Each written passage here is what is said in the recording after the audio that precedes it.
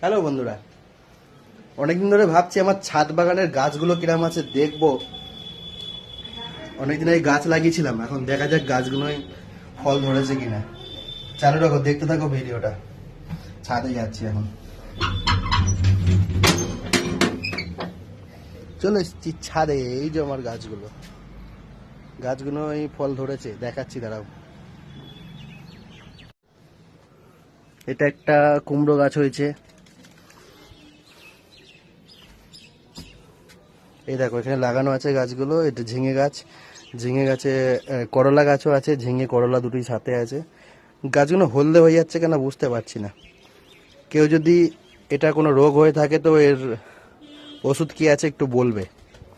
কিন্তু ঝিঙে গাছ হয়েছে, এটা ঝিঙে গাছ। উচ্ছে গাছে ফুল ধরেছে, কত সুন্দর লাগছে। নিজের হাতে তৈরি করা বাগানে যখন ফল আসে কত সুন্দর লাগে। ঝিঙে গাছে জালি ধরেছে, এই দেখো ঝিঙে গাছের জালি, এটা থেকেই ঝিঙে হয়। অনেক কটা জালি আছে, এই যে ঝিঙের জালি অনেক আছে। এই যে ঝিঙে গাছের জালি ধরেছে। আর ওইদিকে লাপা গাছ আছে, বরবটি লাপা, লাপা গাছেও লাপা ধরেছে। এই দেখো লাপা ধরেছে, এই দেখো। এটা মনে হচ্ছে খাবার মতন হয়ে গেছে। এই যে এখানেও আছে, অনেক কটা আছে। এই যে এই যে এইদিকে আছে, বেশি মাটিও নেই এই বস্তার মধ্যে।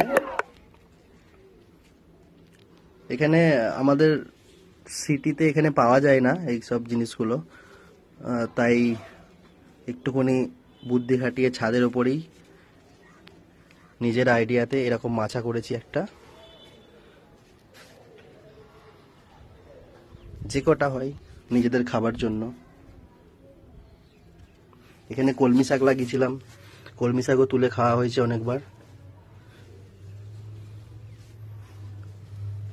গাছগুলো হলদে হয়ে যাচ্ছে কেন বুঝতে পারছি না। কারো যদি কিছু জানা থাকে যে এর হলদে হয়ে যাওয়ার কারণ, তাহলে একটু বলতে পারেন। ধনে পাতা লাগিয়েছিলাম, ধনে পাতার বীজগুলো খারাপ, তাই ধনে পাতাটা ঠিকঠাক হয়নি গো। আর এখানে অনেক জঙ্গল হয়ে গেছে, কাজের জন্য আসতে পারিনি ছাদে। এইগুলো হলদে হয়ে যাচ্ছে কেন, কারো যদি কিছু জানা থাকে একটু আইডিয়া, কোনো ওষুধের নাম বলবেন। আর এই যে আমার ঝিঙে গাছ, ঝিঙে গাছে জালি এসছে তো দেখালাম। এই লাপা এসছে, এগুলোকে লাপা না বটবটি যা কিছু একটা বলে, ঠিকঠাক জানা নেই আমার। যে জানো একটু বলবে এটাকে কি বলে, লাপা না বটবটি। একটা খাবো, ঠিক আছে একটা খেয়ে দেখা যাক কিরকম খেতে।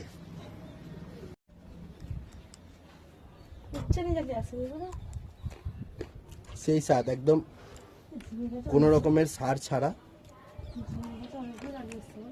কোনো রকম ওষুধ, কোনো রকম সার ছাড়া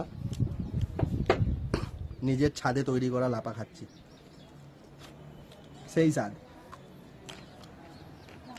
কে কে খাবে চলে এসো আমার বাড়ি।